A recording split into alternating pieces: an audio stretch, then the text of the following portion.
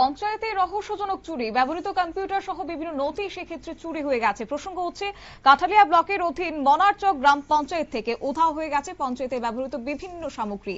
এই কম্পিউটারগুলিতে ছিল পঞ্চায়েতের বিভিন্ন তথ্য, পঞ্চায়েতের গরিব অংশের মানুষের ঘরের জিওট্যাগ, রেগার অ্যাকশন প্ল্যান থেকে শুরু করে বিভিন্ন গুরুত্বপূর্ণ তথ্য। এই তথ্যগুলি যদি উধাও হয় তাহলে কম্পিউটারগুলি উদ্ধার যদি না হয় তাহলে আগামী দিনে বড়সড় একটা সমস্যার মুখে পড়তে হবে। বিশেষ করে পঞ্চায়েত সচিব তিনি নিজেই জানিয়েছেন, আজ সকালে পঞ্চায়েত সচিব প্রথমে পঞ্চায়েতে প্রবেশ করে ওনার সামনে দেখতে পান পঞ্চায়েতের জিনিসপত্র ছড়িয়ে ছিটিয়ে রয়েছে।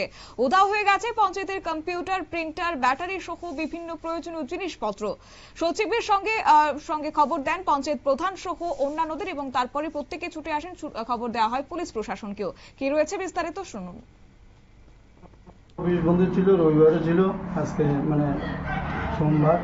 আমাদের যে এখানে আরপিএম সেক্রেটারি ইনচার্জ আছেন, উনি দরজা খুলে দেখেন এগুলি চুরি হয়েছে। তখন তৎক্ষণাৎ আমাকে ফোন করেছেন।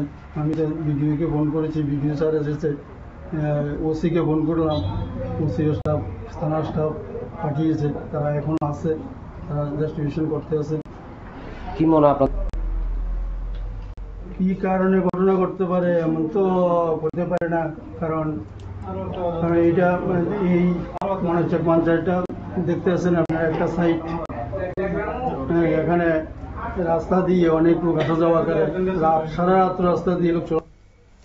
আপনারা শুনলেন। অবশ্যই এক্ষেত্রে পুরো ঘটনার বিস্তারিত তথ্য তুলে ধরেছেন পঞ্চায়েত প্রধান এবং তিনি নিজেই জানিয়েছেন যে প্রায় 4 থেকে 5 লক্ষ টাকার সামগ্রী সেক্ষেত্রে চুরি হয়ে গেছে এবং কতদিন লাগবে পঞ্চায়েতের কাজকর্ম স্বাভাবিক হতে তা নিয়ে কিন্তু যথেষ্ট ধোঁয়াশায় থেকে যাচ্ছে। নিয়ে নিচ্ছে ছোট্ট একটি বিজ্ঞাপন বিরতির সঙ্গে থাকুন।